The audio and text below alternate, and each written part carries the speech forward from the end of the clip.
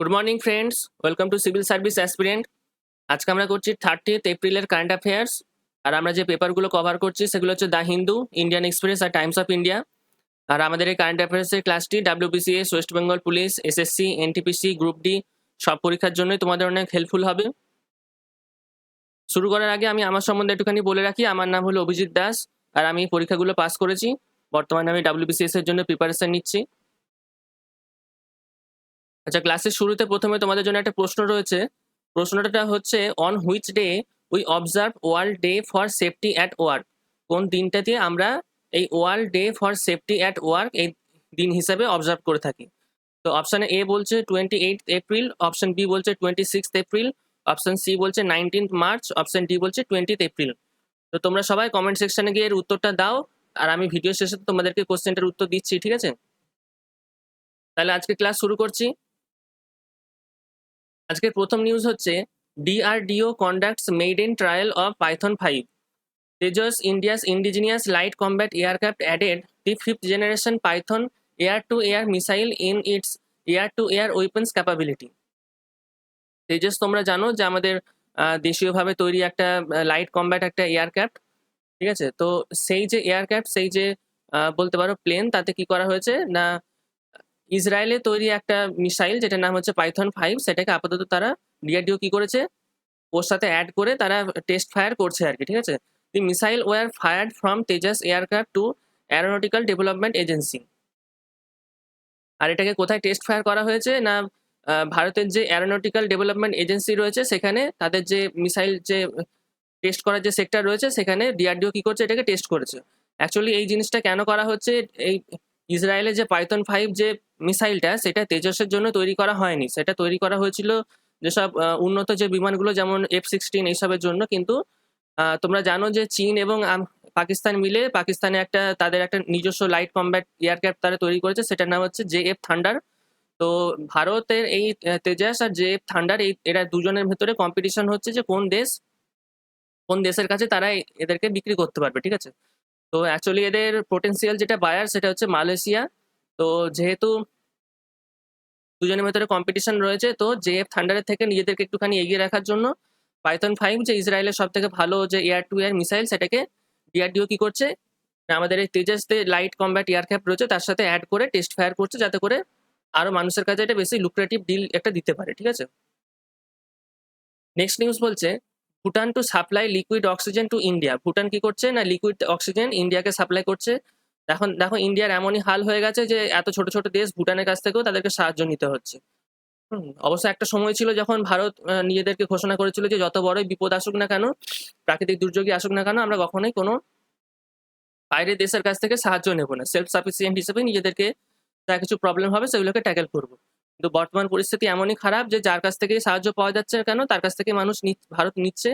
তবে অবশ্য কি, পাকিস্তানের কাছ থেকে এরকম অফার এসেছে, এখনো পর্যন্ত সেটাতে ভারত হ্যাঁ করেনি। Bhutan will supply liquid oxygen to India from a new plant being set up at the Jongkhar district. Jongkhar district একটা হচ্ছে জেলা যেটা কিনা ভুটানে অবস্থিত। সেখানে তাদের একটা নতুন প্ল্যান্ট তারা সেট আপ করেছে, যেখান থেকে তারা কি করবে, ভারতকে লিকুইড অক্সিজেন সাপ্লাই দেবে। Every day 40 metric ton of liquid oxygen produced by the plant will be exported to Assam using cryogenic tankers.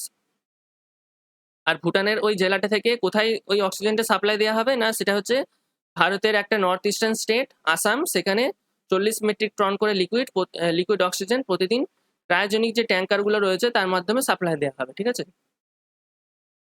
Next news বলছে, Janardan Singh Gehlot passes away. Indian Olympic Association vice president Janardan Singh Gehlot passes away recently. Indian যে Olympic যে Association রয়েছে তার যিনি head ছিলেন, হেডের নিচে actually যিনি vice president, তার নাম হচ্ছে জনার্দন সিং গেহলত। তিনি রিসেন্টলি মারা গেছেন। He was also the former president of the international kabaddi federation. এছাড়াও তিনি ইন্টারন্যাশনাল যে কাবাডি ফেডারেশন ছিল তার তিনি প্রেসিডেন্ট ছিলেন। নেক্সট নিউজ হচ্ছে, world's first combined HIV hepatitis test. Russian biotechnological company BioPallet has launched the mass production of multi-screen. It is world's first test system designed to simultaneously screen for the presence of diseases such as HIV, hepatitis B and C and syphilis. Actually কি করা হচ্ছে না এই Russian একটা biological company, তাদের নাম হচ্ছে মাল্টিস্ক্রিন। তারা অ্যাকচুয়ালি কোম্পানিটার নাম হচ্ছে বায়োপ্যালেট। তারা কি করেছে, তাদের একটা নতুন বলতে পারো একটা টেস্ট কিট তারা লঞ্চ করেছে, যেটার নাম হচ্ছে মাল্টিস্ক্রিন। তার মাধ্যমে কি করা হবে, একসাথে এই অনেকগুলো রোগের যেমন HIV, hepatitis B and C আর সিফিলিস, এই সব জিনিসগুলোরই টেস্ট তারা একসাথে করতে পারবে। নাহলে আগে হতো কি HIV টেস্ট করা হতো এলিসিয়া টেস্টের মাধ্যমে এবং এদের আলাদা আলাদাভাবে টেস্ট করা হতো। বর্তমানে এই মাল্টিস্ক্রিন এই যে সিস্টেমটা, এর মাধ্যমে কি করা হবে, এই তিনটে ডিজিজেরই একসাথে বলতে পারো টেস্ট করা যেতে পারে। ঠিক আছে, নেক্সট নিউজ হচ্ছে India third highest military spender in 2020। এখানে স্পেন্ডার বানানটা ভুল আছে, না এন হবে। আচ্ছা, ভারত কি হয়েছে না 2020 সালের যেসব বিশ্বের যেসব দেশগুলো রয়েছে যারা কিনা মিলিটারিতে প্রচুর পরিমাণে তাদের টাকা খরচা করে থাকে, সেই লিস্টে ভারত 3 নম্বর পজিশনে রয়েছে 2020 সালের হিসাব অনুযায়ী। India was the third largest military spender in the world in 2020, behind only the US and China. চীন সবার প্রথমে রয়েছে আমেরিকা, এবং তার নেক্সটে রয়েছে চীন, এবং ঠিক তার নিচেই রয়েছে 3 নম্বর পজিশনে ভারত 2020 সালের মিলিটারি স্পেন্ডার হিসেবে।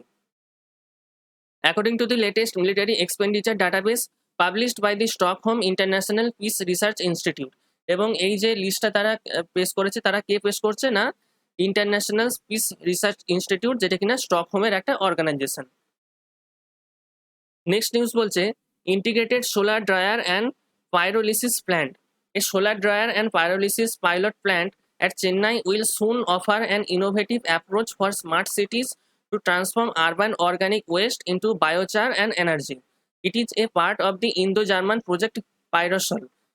ইন্ডিয়া এবং জার্মান বলতে জার্মানি, দুটো দেশের মধ্যে একটা প্রজেক্ট যেটার নাম হচ্ছে পাইরোসল। সেই প্রজেক্টের আন্ডারে কি করছে দুটো দেশ একসাথে মিলে, যে আরবান বলতে শহরী অঞ্চলে যেসব অর্গানিক যে ওয়েস্টগুলো বের হয়, দৈনন্দিন কাজকর্মের মাধ্যমে যেসব ওয়েস্ট মেটেরিয়ালগুলো বের হয়, সেগুলোকে তারা কি করছে না প্রসেস করে বায়োচার বলতে জৈবিক যে সার টাইপের জিনিস, সেই জিনিস, এবং তার থেকে এনার্জি তৈরি করবে বলে তারা একটা প্ল্যান্ট সেট আপ করেছে। সেটা কোথায় না চেন্নাইয়েতে, এখনো সেট আপ হয়নি, তবে রিসেন্টলি সেট আপ করবে বলে খবর শোনা যাচ্ছে। ঠিক আছে, নেক্সট নিউজ হচ্ছে India ranked 49th in CGGI. India has been ranked 49th in the Chandler Good Governance Index. CGGI বলতে কি good governance index. The index classifies capabilities and outcomes of 104 countries. 104টা দেশের মধ্যে এই যে র্যাঙ্ক সেটা দেওয়া হয়েছে ভারতকে 49তম, যেটা বলতে পারো খুব খারাপও নয় খুব ভালোও নয়, মাঝামাঝি একটা স্কোর। এখানে কি দেখা হচ্ছে না কোন দেশের গভর্নমেন্টের কিরকম কি ক্ষমতা, কিভাবে তারা দেশকে হ্যান্ডেল করছে। কোভিড-19 এসব রিলেটেড কোনো কিছু ব্যাপার না, জাস্ট যেভাবে দেশকে চালানো হয় কোনো গভর্নমেন্টের মাধ্যমে, সেই জিনিসটার কথা বলা হচ্ছে যে কোন গভর্নমেন্টের কিরকম কি ক্যাপাবিলিটি তাদের দেশকে হ্যান্ডেল করার জন্য। তো সেই লিস্টটা দেখা যাচ্ছে কি না 104টা দেশকে এরা লিস্ট করেছিল, তার মধ্যে ভারতের স্কোর হচ্ছে 49তম। নেক্সট নিউজ হচ্ছে most powerful super computer to be build in UK. UK বলতে ইউনাইটেড কিংডম।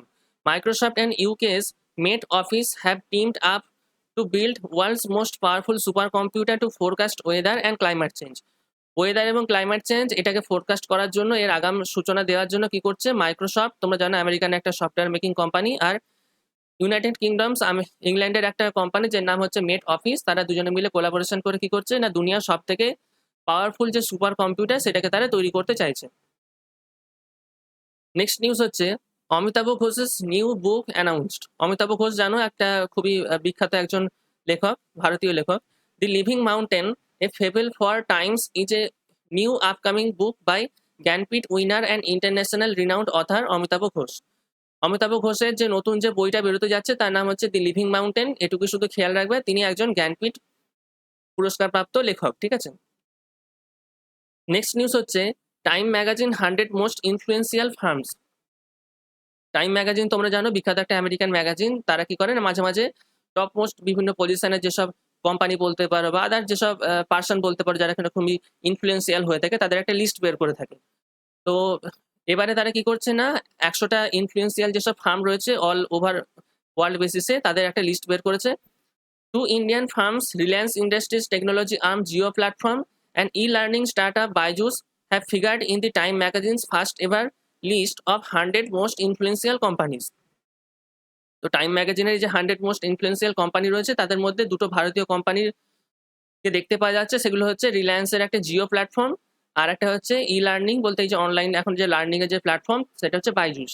এই দুটো প্ল্যাটফর্মকে কেন এখানে স্থান দেওয়া হয়েছে, কারণ এটা সেই রকম কোম্পানিগুলোকে এখানে স্থান দিয়েছে যারা কিনা বলতে পারো একটা তাদের যে সেক্টর সেখানে পুরো যে দৃশ্যটা সেটাকে পুরোপুরি তারা পাল্টে দিয়েছে। কারণ তোমরা জানো যে যখন আমাদের এখানে জিও লঞ্চ হয়েছিল, তো পুরোপুরি আমাদের যে টেলিকম সেক্টরটাকে তারা চেঞ্জ করে দিয়েছিল, যেখানে আগে কিনা প্রায় 350 টাকা 300 টাকায় আমাদের যেসব এয়ারটেল ভোডাফোন এরা 1 GB করে ডাটা দিত, এখন সেখানে জিও প্রায় এসে মার্কেটটাকে চেঞ্জই করে দিয়েছে।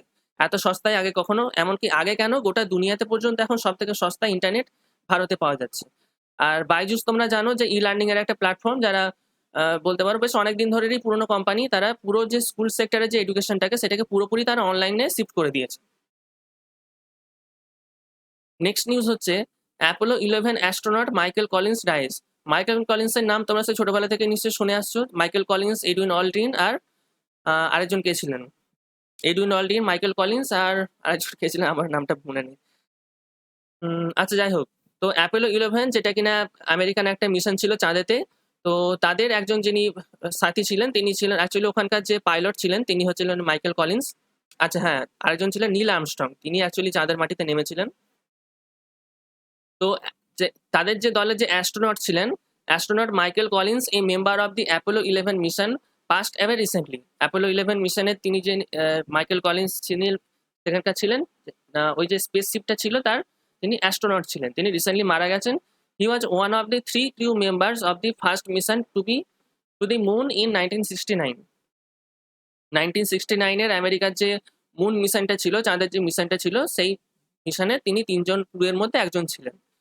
অবশ্য এই মিশনটা নিয়ে একটুখানি কন্ট্রোভার্সিও আছে, কারণ অনেক সময় তোমরা ইন্টারনেটে দেখে থাকবে যে এরা চাঁদে গিয়ে যে পতাকাটা টাঙিয়েছিল সেই পতাকাতে দেখবে ঢেউ উঠছে। হুম, ভালো করে খেয়াল করে দেখবে, যদি কখনো দেখে থাকো ছবিটা, দেখবে পতাকাতে ঢেউ উঠছে। তো অনেকে ওখানে তর্ক দিয়ে থাকে কি যে চাঁদে তো কোনো রকম হাওয়া বাতাসই নেই, তাহলে ওখানে কিভাবে পতাকাতে ঢেউ উঠছে। তো ওটা পুরোপুরি মিশনটা তারা ফেক বলে ক্লেম করে থাকে। নেক্সট নিউজ হচ্ছে TV Somanathan new finance secretary. IAS officer TV Somanathan has been designated as the finance secretary. কেন্দ্র সরকার যে ফাইন্যান্স সেক্রেটারি রয়েছে সেখানে নতুন অফিসার হিসেবে নিয়োগ করা হয়েছে কাকে না, টিভি সোমানাথন। নেক্সট নিউজ হচ্ছে UK green light self driving car on roads. ইউকেতে কি করা হচ্ছে না, এখন রাস্তাতে তাদের সেলফ ড্রাইভিং বলতে কোনো রকম সেখানে বলতে পারো ড্রাইভার থাকবে না, জাস্ট গাড়িটা নিজেই নিজেকে চালনা করবে, সেই রকম ধরনের গাড়ি সেখানে রাস্তায় এবার দেখতে পাওয়া যাবে। The UK has become the first country to announce regulation of the use of self-driving vehicles at slow speed on motorways. For this purpose, UK will use the automated lane keeping system. তো UK কি করতে চাইছে না, তাদের দেশেতে তাদের রোডেতে এমন কিছু গাড়ি মানে বের করতে চাইছে যেগুলো কিনা সেলফ ড্রাইভিং হবে, তারা নিজেরাই গাড়িগুলো নিজেদেরকে চালাবে। অবশ্য সেই গাড়িগুলো চালানোর জন্য তাদের জন্য একটা আলাদা করে একটা লেন তৈরি করে দেওয়া হবে, অটোমেটেড লেন, ঠিক আছে, যেখানে কিনা ওই ধরনের গাড়িগুলোই একমাত্র চলবে। তো তোমরা দেখতে পাচ্ছ যে ইউকের অবস্থা এখন কোথায়, আর আমরা সেখানে এখন কোন জায়গায় রয়েছি। সেলফ ড্রাইভিং রোড গাড়ি তো ছেড়েই দাও, এমনকি যে গাড়িগুলো মানুষ নিজেও চালাচ্ছে সেগুলোরও তো হাল দেখতে পাচ্ছ, কে কাকে ঠুকে দিচ্ছে কোনো হিসাব নেই, কোনো তাদের নিয়ম কানুনই মানার ইচ্ছে নেই। আচ্ছা, আমাদের যে কোশ্চেনটা আমি আলোচনা করেছিলাম প্রথমে, তার আমি উত্তরটা দিয়ে দিচ্ছি। On which day we observe world day for safety at work. কোন দিনটিতে আমরা world day for safety at work এটাকে অবজার্ভ করে থাকি?